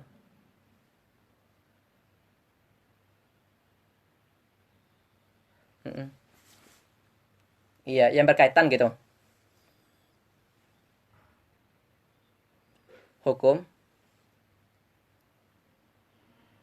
Mm-mm. Eh, oke. Oke, sip. Jadi yang pertama tadi yang berkaitan dengan niat itu ada 7 pembahasan. Pembahasan yang pertama adalah hakikatun, hakikat niat atau ta'rif atau definisi niat tersebut. Oke, yang kedua, hukum niat itu. Apakah hukumnya wajib atau sunat gitu kan. Yang ketiga, niat itu letaknya di mana gitu, mahallun. Apakah di lidah atau di hati gitu kan. Ketiga, mahal niat, tempat niat itu di hati. Kalau yang keempat adalah zaman. Kapan kita itu boleh niat? Ya, ketika awal ibadah. Ketika mau mulai ibadah, disitulah mulai niat kita. Soalnya kaifiyatun, cara-cara kita berniat itu kan beda-beda. Maksudnya kayak salat, wudhu itu beda-beda. Ada nawaitul wudhu, ada usalli. Semua kan niat, tapi beda-beda cara apanya. Tampeknya. Kemudian yang keenam adalah syarat. Syarat niat itu apa aja gitu. Dan pun di syarat niat ini ada 5 poin. Ada 5 poin tentang syarat niat. Ada syarat niat yang pertama Islam, mumayyiz, itu. Yang ketiga, kita mengetahui apa yang diniatkan hukumnya. Yang keempat adalah al-qudrah, yang diniatkan itu sesuatu yang bisa dilakukan. Jadi yang kita niatkan itu sesuatu yang bisa dilakukan. Yang kelima, tidak ada yang menafikan niat atau memutuskan niat atau ragu-ragu dalam niat. Maka itu akan memutuskan niat. Poin yang ketujuh dari hal-hal yang bersangkut dengan niat adalah maksud. Tujuan dari niat itu ada 2 poin. Pertama, untuk membedakan ibadah dengan kebiasaan. Membedakan ibadah dengan kebiasaan yang kita kerjakan. Yang kedua, untuk membedakan derajat-derajat ibadah tersebut. Ada ibadah itu derajatnya wajib, ada derajatnya sunat gitu kan. Itu. Ada derajat itu yang mubah. Jadi semua itu tergantung dengan niat. Karena itu niat dibahas di kitab hadis Al-Arba'in, bahwa situ dikatakan bahwa masalah niat itu sepertiga ilmu itu niat gitu. Jadi sepertiga ilmu itu masalah niat gitu. Jadi ya selebih itu ya baru masuk ke ilmu-ilmu yang lain. Karena semua baik itu di fikih, baik itu di akhlak, baik itu suatu pekerjaan lain, itu semuanya ada niat. Karena itu para ulama mengatakan bahwa tentang niat inilah sepertiga ilmu. Sepertiga ilmu itu niat aja isinya. Gitu, Bang.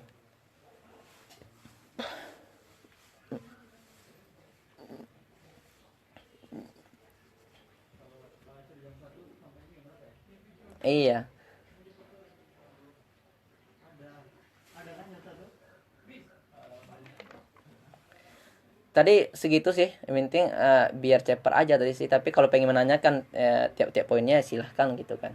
Kalau ada yang nggak ragu poin-poinnya.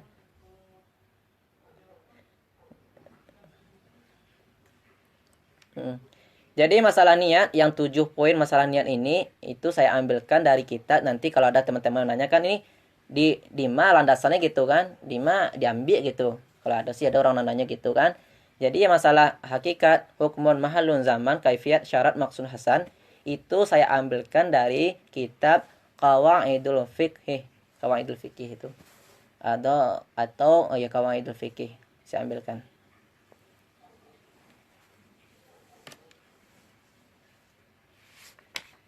Oke. Okay.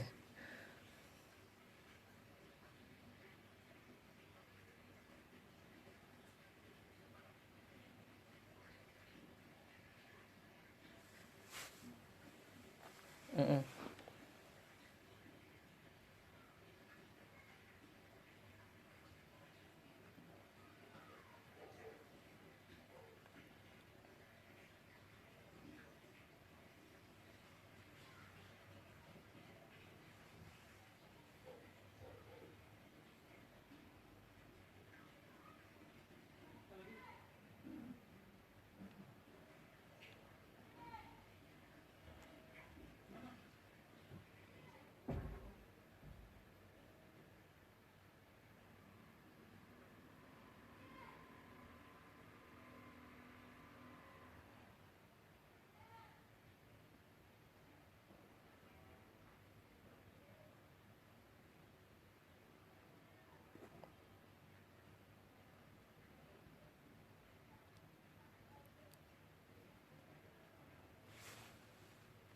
Mm-mm.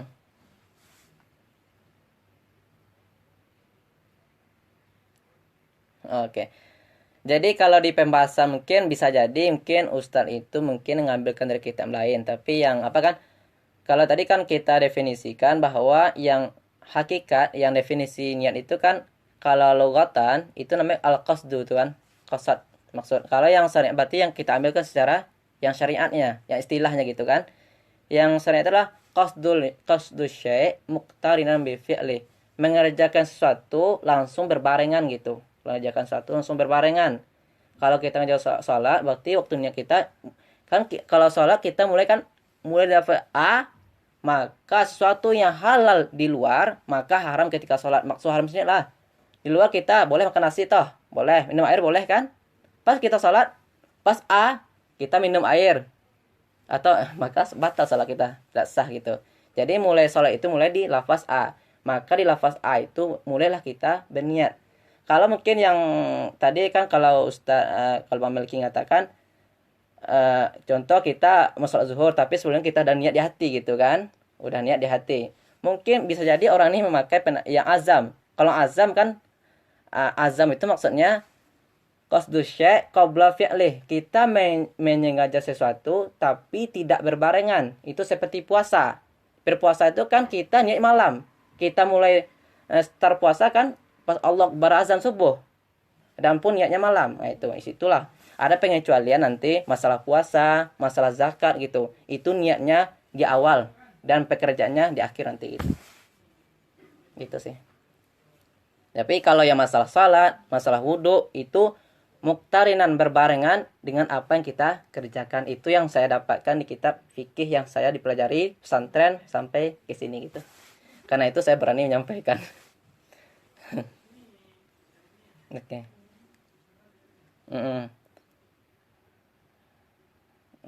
Kalau misalnya orang itu ngomong bisa gitu kan ya masalah wudhu dia niatkan ya sebelumnya. Ya mungkin kalau ada landasannya, landasan di kitab lain mungkin boleh diterima gitu kan gitu. Tapi masalah itu mungkin saya belum pernah dapat ya dari mana dia mendapatkan gitu kan. Kan perlu ditanyakan juga.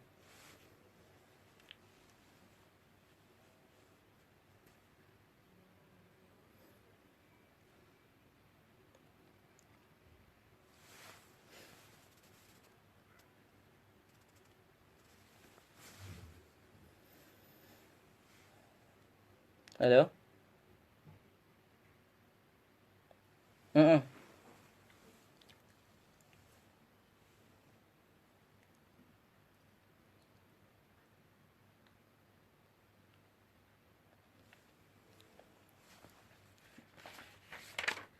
Ya berarti kalau minggu depan kita bahas ya masalah apa lagi itu? Masalah masuk ke inti niat tersebut. Berarti ke niat besok apakah boleh? Tadi kan kita itu kan cara-cara kita niat kan? Maksudnya ya yang berkaitan dengan niat di mana sih niat itu taruhnya di mana gitu kan? Tapi besok kita masuk ke lafaznya langsung. Maksudnya kaifiyahnya, cara niat itu gitu. Dan apakah nanti boleh kita itu wuduknya dengan niat nawaitu raf'al hadas? Apakah mesti disebutkan asgor gitu kan? Saya berniat menghilangkan hadas kecil atau hadas besar gitu. Kan kita bahas atau kita nanti membahas tentang apakah boleh nawaitu raf'al hadas, nawaitu at-ta'arah lis shalah, nawaitu lil wudu, nawaitu fardul wudu, nawaitu ada al wudu gitu kan. Nawaitu istibah lis shalah, nawaitu istibah masal mushaf gitu. Itu nanti kita bahas.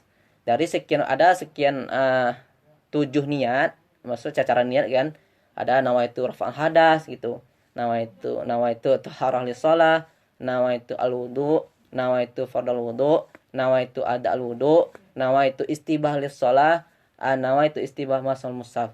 Jadi semua yang 7 cara niat ini, kaifiyah cara niat ini boleh kita lakukan untuk kita melaksanakan wudhu.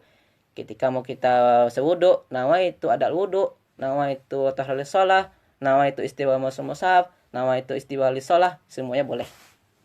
Karena itu kita tuh tidak tidak sempit di satu niat gitu. Kalau kita kan kalau di kampung-kampung kan anak-anak kalau niatan awaitu wudu ali rafil hadasi gitu. Tapi kalau lah level-level lah apa kan itu kan lebih singkat lagi gitu. Jadi kalau kita niat wudu sah, nawaitu raf'al hadas bisa sah. Jadi tidak mesti orang nawaitul wudu'a li raf'il hadasi fardan lillahi ta'ala. Itu kan waktu kita diajarkan waktu di surau-surau gitu kan. Itu kan lebih lengkapnya. Tapi kalau kita tagageh, maksudnya apa namanya itu? Boleh kita pakai nawaitu raf'al hadas sah. Jadi nawaitu raf'al hadas sah. Nawaitu at-taharah lis shalah sah. Jadi juga nanti kita bahas tentang cara yang orang apa itu namanya, orang yang taharah atau bersuci, orang yang salasil baul, orang yang berhadas terus, pipisnya keluar terus, gimana caranya bersuci. Atau orang yang salasul riyah, orang yang takantuk tahu sih keluangin, gimana cara dia bersuci gitu. Atau bagi perempuan istihadah gitu, perempuan istihadah kan ya mungkin darah itu keluar terus dari kemaluannya, gimana cara dia berwuduknya, gimana cara dia salat. Mungkin insyaallah kita bahas di minggu depan.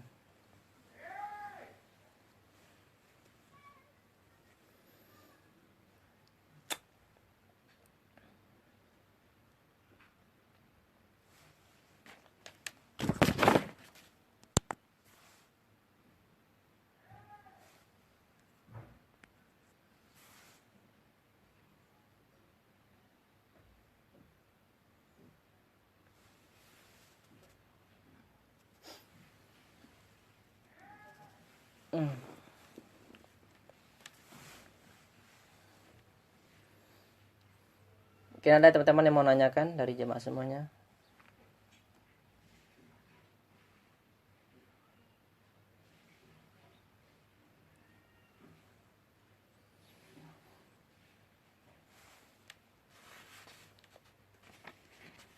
Ada yang menanyakan?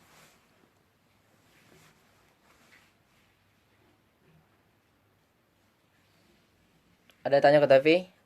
Zikri?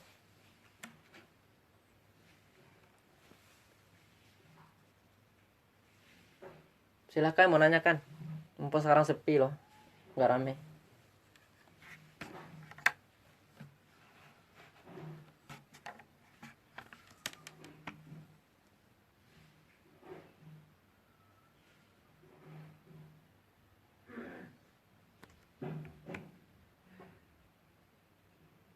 Waalaikumsalam warahmatullahi.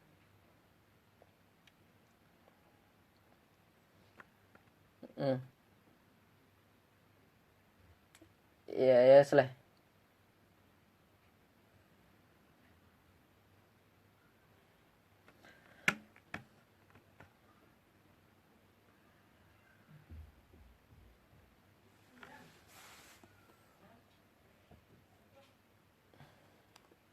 Mm-mm.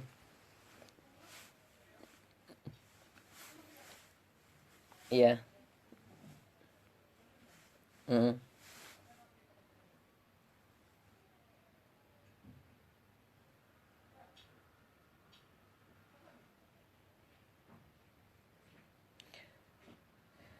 Kalau masalah ya pernah sih anak dengar sih dari apa, kalau apa kan, dari Ustadz Abdul Somad, dia mengatakan ini kan termasuk tuh syarat.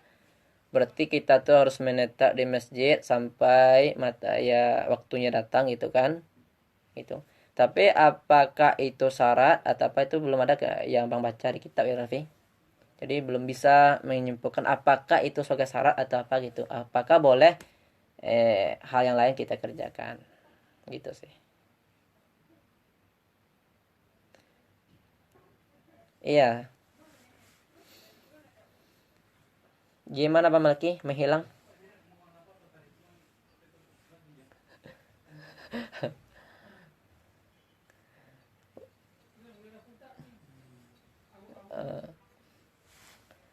Berarti ya berarti nggak ada Kak. Nggak ada ya?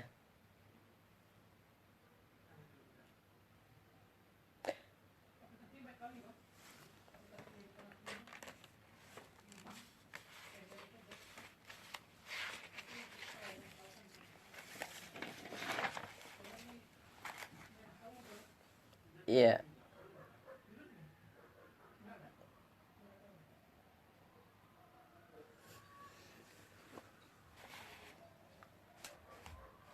Iya.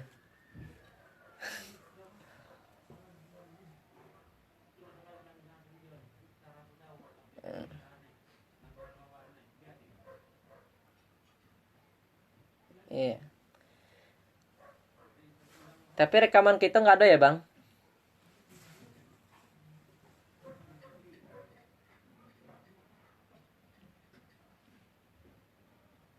Halo?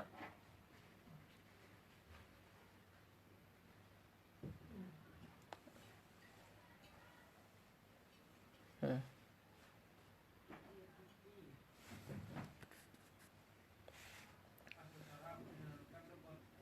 Oke. Sip.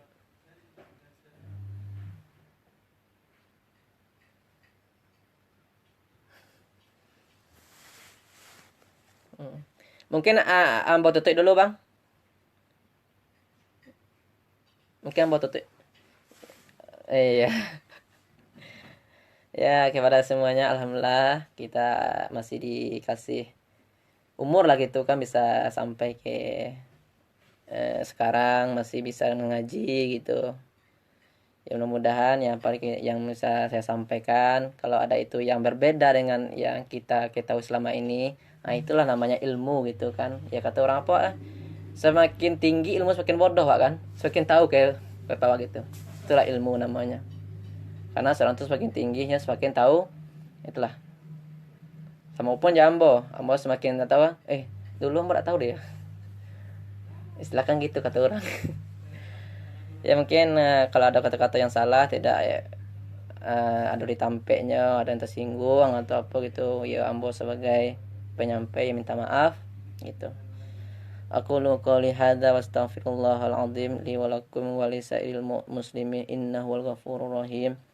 Subhanakallah bihamdika asyhadu an la ilaha illa anta astaghfiruka wa atubu ilaik. Assalamualaikum warahmatullahi wabarakatuh.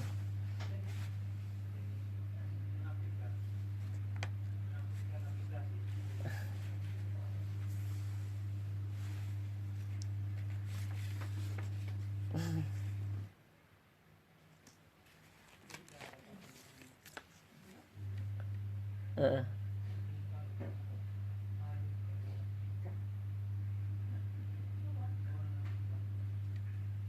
Jelas.